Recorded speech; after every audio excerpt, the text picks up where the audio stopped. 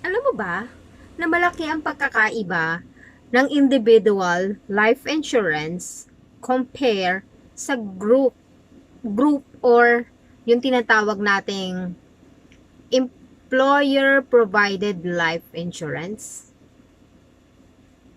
Curious ka, no? Tara, pag-usapan natin yan. So, here's how. Una is yung coverage. Sa individual life insurance, ikaw ang may control sa coverage mo. Pwede mong taasan, pwede mong babaan, depende sa pangangailangan mo. While sa employer provided life insurance, fixed ang coverage mo. Madalas, hindi yun sapat para sa pamilya natin. Pangalawa, portability. Sa individual life insurance, kahit saan ka magpunta, kahit saan ka magtrabaho, bit-bit mo ang life insurance mo.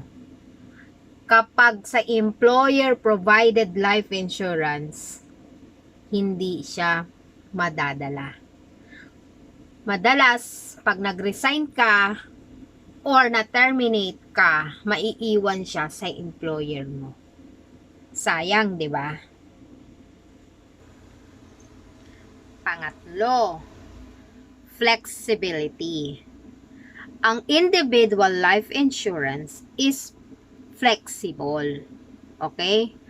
Maaari kang mag-add or maglagay ng iba't ibang riders or add-ons para lang ma-meet yung mga specific na needs mo. Okay? Kay employer provided life insurance, limited lang ang options. So, para sa'yo, ano mas maganda? Individual life insurance or mas gusto mo yung employer provided life insurance? Kasi para sa akin, mas winner pa rin ang individual life insurance. Pero syempre, depende pa rin yun sa sitwasyon mo.